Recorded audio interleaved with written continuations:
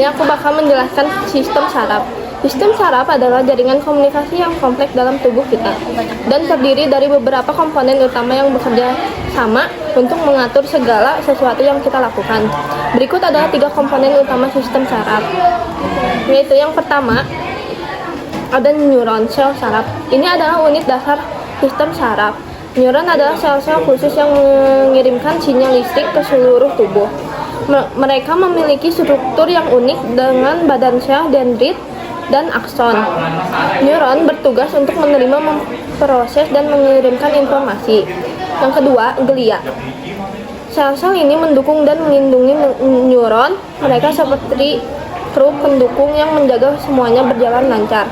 Glia memberikan nutrisi, isolasi, dan dukungan struktural untuk neuron. Fungsi sel glia antara lain menjaga keseimbangan kimiawi di sekitar neuron, melindungi neuron dari zat berbahaya, membantu proses perbaikan jaringan saraf. Sinapsis adalah penghubung antar neuron. Sinapsis berperan penting dalam proses belajar dan memori. Ketiga komponen ini bekerja sama untuk memungkinkan sistem saraf kita mengendalikan segala sesuatu mulai dari gerakan otot hingga pikiran dan emosi kita. Segitu dari Di sini aku mau bahas tentang neuron dan juga glia. Pertama ada neuron. Neuron adalah sel yang berperan langsung dalam penghantaran dan penerjemahan impuls listrik. Terus, neuron juga dibagi menjadi 2 struktur, yakni pertama ada neuron yang tidak bermielin, dan kedua ada neuron yang bermielin. Nah, untuk neuron yang bermielin dibagi menjadi 5 bagian. Pertama ada dendrit, kedua ada badan sel atau sel soma, ketiga ada akson, 4 submielin, dan juga akson terminal. Sedangkan untuk neuron yang tidak bermielin dibagi menjadi 4 bagian. Pertama ada dendrit, kedua akson, ketiga badan sel, dan keempat akson terminal. Namun yang akan dibahas kali ini adalah neuron yang bermielin karena strukturnya ini lebih lengkap. Bagian pertama itu ada dendrit. Dendrit merupakan percabangan dari badan sel. Bagian ini berfungsi untuk menerima atau menghantarkan rangsangan dari dan ke badan sel. Lalu bagian kedua itu ada badan sel. Bagian ini merupakan bagian terbesar dari sel saraf yang mengandung berbagai macam komponen penting, diantaranya sitoplasma, nukleus, dan juga nukleus. Lalu bagian ini juga berfungsi menerima atau mengenali informasi dari dendrit kemudian dituliskan ke akson, lalu juga mengatur semua aktivitas neuron. Bagian ketiga merupakan akson. Akson adalah serabut sel saraf yang terlihat seperti penjuluran dari dendrit.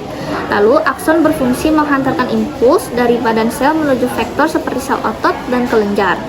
Lalu yang terakhir ada bagian keempat yaitu slobum myelin. Slobum myelin adalah selaput pembungkus neurit tersusun dari lemak. Terus berfungsi untuk melindungi sel saraf dari kerusakan dan mencegah kebocoran impuls serta mempercepat impuls yang masuk. Di slobum myelin ini juga terdapat segmen-segmen dan lekukan di antara 2 segmen yang disebut dengan nodus Ranvier.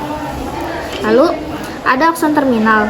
Nah, akson terminal ini disebut juga dengan sinaps. Nah, akson terminal merupakan pertemuan antara neuron satu dengan neuron lainnya. Setiap sinaps menyediakan koneksi antar neuron sehingga memungkinkan terjadinya pertukaran informasi. Informasi ini ditukarkan dalam bentuk zat kimia yang disebut sebagai neurotransmitter. Jadi aku bakal ngejelasin tentang jenis-jenis neuron. Yang pertama, neuron sensorik. Neuron sensorik adalah sel saraf yang berfungsi menerima rangsangan dari lingkungan eksternal atau organ tubuh. Neuron sensorik juga dikenal sebagai saraf aferen. Yang kedua itu fungsi neurosensorik. Yang pertama, menerima rangsangan sensorik dari lingkungan eksternal atau organ tubuh. Yang kedua, mengubah rangsangan menjadi sinyal listrik. Yang ketiga, mengirimkan sinyal ke otak atau ke sumsum tulang belakang. Yang keempat, membantu kita merasakan rangsangan seperti sakit, tekanan, sentuhan, tekstur, dan bau. Contohnya seperti ini. Au. Nah, itu merupakan contoh dari neuron sensorik. Lalu ada neuron motorik. Neuron motorik adalah sel saraf yang membawa pesan dari otak ke otot melalui sumsum tulang belakang. Neuron motorik juga dikenal sebagai saraf motorik, yang fungsinya adalah yang pertama, mengatur gerakan sukarela dan tak sukarela, mengendalikan aktivitas otot rangka seperti berjalan, bernafas, berbicara, dan menelan. Jadi kita berjalan, bernafas, dan menelan pun itu merupakan contoh dari neuron motorik. Lalu mengendalikan aktivitas otot polos seperti otot di perut. Dan yang terakhir ada Interneuron adalah sel saraf yang menghubungkan neuron sensorik dan motorik. Interneuron juga disebut dengan neuron asosiasi. Fungsinya mengintegrasikan informasi sensorik, mengatur aktivitas motorik, membantu mengatur aktivitas neuron dengan melepaskan neurotransmitter, memungkinkan otak untuk menggabungkan berbagai sumber informasi yang tersedia, dan yang terakhir berperan penting dalam refleks osilasi neuron dan neurogenesis pada otak mamalia dewasa. Jadi seperti itulah penjelasan tentang jenis-jenis neuron. Lalu di bagian kedua itu ada sel neuroglia. Nah, sel neuroglia ini hampir sama kayak sel neuron, tapi yang membedakan adalah kalau sel neuron itu berperan langsung dalam penghantaran dan penerjemahan impuls listrik, tapi kalau sel neuroglia ini tidak berperan langsung dalam penghantaran impuls listrik. Nah, jenis sel neuroglia itu ada banyak, tapi di sini yang akan aku bahas itu hanya 5. Yang pertama tuh ada astrosit. Ini bentuknya seperti bintang dan berfungsi sebagai lem yang menyatukan neuron-neuron. Nah, astrosit ini terdapat di dalam sel saraf pusat. Lalu kedua ada oligodendrosit atau oligodendroglia.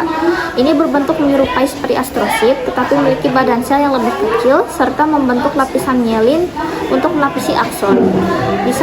Lalu si oligodendrosit ini tuh bisa menghasilkan lebih dari satu akson. Yang ketiga ada mikroglia. Mikroglia itu terletak di saraf pusat, merupakan sel dengan ukuran paling kecil di sel saraf, mempunyai kemampuan fagositosis yang berfungsi untuk pertahanan dengan memakan bakteri, virus, ataupun partikel asing yang mendekati neuroglia. Terus yang keempat ada sel ependima. Nah, sel ependima ini merupakan membran epitelium yang melapisi rongga cerebral di otak dan medula spinalis di sumsum tulang belakang. Lalu sel ini juga memiliki silia. Nah, sel ependima itu berfungsi menghasilkan cairan cerebrospinal, yaitu cairan yang berfungsi untuk melindungi otak dan sumsum tulang belakang. Lalu sel ependima ini juga terletak di saraf pusat. Terakhir tuh ada sel swan. Sel swan ini hampir sama kayak oligodendrosit. Kalau oligodendrosit ini bisa menghasilkan lebih dari satu akson, kalau sel swan hanya bisa menghasilkan satu akson. Selanjutnya ada sinapsis. Yang pertama ada definisi sinapsis. Sinapsis merupakan persambungan unik yang mengontrol antara satu neuron dengan sel-sel lainnya. Sel yang mengantarkan sinyal yakni sel prasinaptik dan yang menerima adalah sel pasca sinaptik. Lanjut, ada peran sinapsis dalam transmisi sinyal antar neuron. Sinapsis memainkan peran yang tak tergantikan dalam fungsi sistem saraf. Sebagai titik komunikasi antara neuron, sinapsis memungkinkan transmisi dan pemrosesan informasi yang kompleks di seluruh otak dan sistem saraf. Lanjut, ada jenis-jenis sinapsis. Yang pertama, ada sinapsis kimiawi. Sinapsis kimiawi merupakan sambungan khusus antar sel tempat impuls saraf ditransmisikan secara searah dari satu neuron ke neuron lain, atau sel target non-neuron, yang memungkinkan sistem saraf melakukan perhitungan kompleks dan mengatur sistem tubuh lainnya. Yang kedua, ada sinapsis listrik. Sinapsis listrik adalah sambungan listrik antara dua sel yang memungkinkan ion dan molekul sinyal mengalir langsung dari satu sel ke sel lainnya. Sinapsis listrik juga disebut gap junction. Lanjut, ada proses transmisi sinyal di sinapsis kimiawi. Pertama, pelepasan neurotransmitter dilepaskan dari vesikel sinaptik di neuron presinaptik sebagai respon terhadap aktivitas saraf, berdifusi melintasi celah sinaptik, dan mengikat reseptor spesifik untuk menimbulkan perubahan pada neuron postsinaptik. Pengikatan neurotransmitter. Yang pertama, ada pelepasan neurotransmitter dari ujung akson neuron presinaptik. Kedua, ada neurotransmitter berdifusi melintasi celah sinaptik.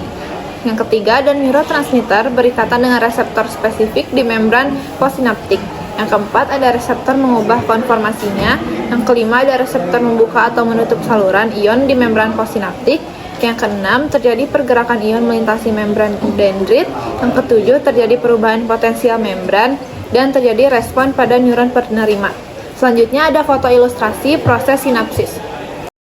Ada sel-sel alveoli. Yang pertama ada astrosit yang terbagi menjadi dua, yaitu astrosit protoplasma dan astrosit fibrosa, berbentuk seperti bintang dengan banyak percabangan. Keduanya berperan dalam memelihara homeostasis internal pembuluh darah otak melalui pembentukan sawar darah otak. Ketika sistem saraf pusat mengalami cedera, astrosit bertanggung jawab untuk pembentukan jaringan parut gliosis. Nah, yang kedua ada oligodendrosit berperan sebagai pembentuk selubung myelin dari neuron di sistem saraf pusat.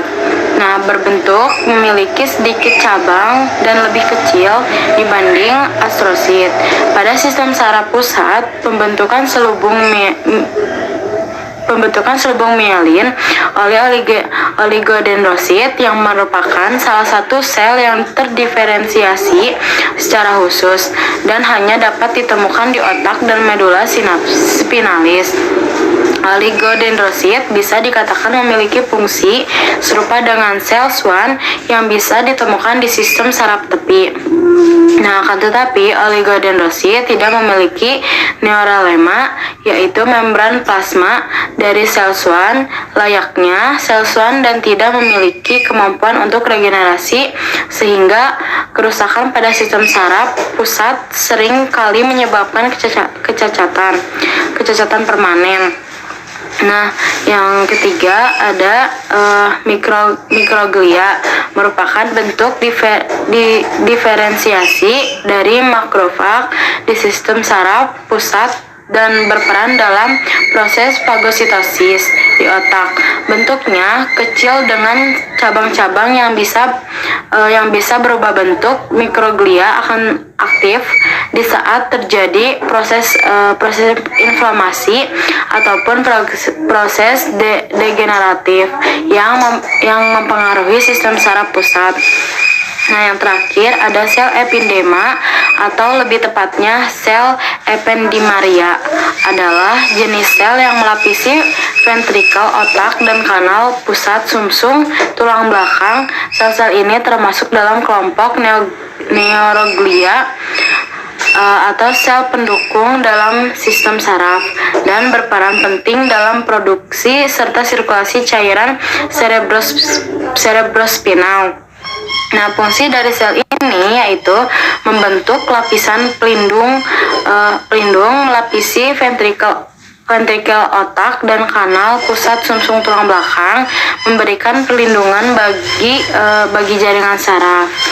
Nah, sel epidemaria ini juga dapat mengalami perubahan abnormal yang menyebabkan tumor yang disebut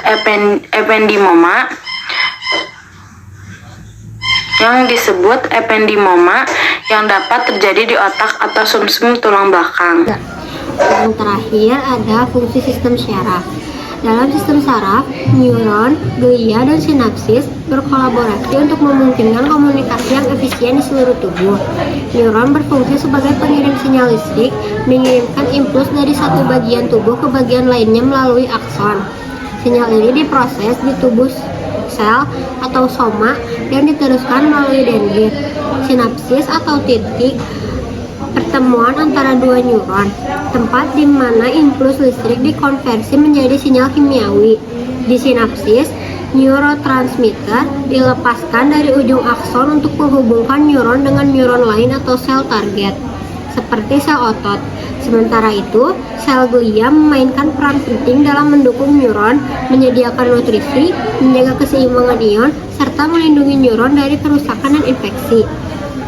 Glia juga membantu mempercepat transmisi sinyal dengan membungkus akson neuron menggunakan myelin. Kerjasama antara neuron, glia, dan sinapsis ini sangat penting dalam memastikan komunikasi yang cepat dan tepat antara berbagai bagian tubuh yang mendasari fungsi sistem saraf secara keseluruhan. Yang pertama ada sensorik. Fungsi saraf sensorik pada sistem somatosensorik secara umum adalah untuk merasakan rangsangan sentuhan, suhu, dan rasa nyeri. Lebih spesifiknya, sistem saraf ini bisa membuat kita merasakan sentuhan halus dan kasar, getaran, tekanan, serta gerakan dan perubahan posisi tubuh. Yang kedua, integrasi. Saraf integrasi adalah kemampuan sistem saraf untuk mengolah informasi dari indera dan sumber lain, lalu membuat keputusan. Contohnya, saat menangkap bola, otak mengolah informasi visual bola dan memutuskan gerakan tangan yang tepat. Dan yang terakhir ada motorik. Saraf motorik adalah saraf yang mengontrol gerakan otot kita. Mereka mengirimkan sinyal dari otak dan sumsum tulang belakang ke otot-otot di tubuh, memungkinkan kita untuk bergerak, berbicara, dan melakukan aktivitas fisik lainnya. Kesimpulan yang kelompok kami dapat adalah neuron adalah sel-sel saraf yang bertugas mengirimkan pesan atau sinyal ke seluruh tubuh, seperti kabel listrik kecil yang membawa informasi. Selanjutnya, glia di sisi lain adalah sel-sel pendukung untuk membantu neuron bekerja dengan baik. Mereka seperti kru pendukung yang menjaga neuron tetap sehat dan terawat. Terakhir, sinapsis adalah titik pertemuan antara dua neuron, tempat pesan-pesan tersebut berpindah dari satu neuron ke neuron berikutnya. Bayangkan sinapsis sebagai jembatan kecil, tempat pesan-pesan melompat dari satu sisi ke sisi lain. Ketiganya bekerja sama secara harmonis, seperti tim yang solid, untuk memastikan sistem saraf kita berfungsi dengan lancar dan efisien.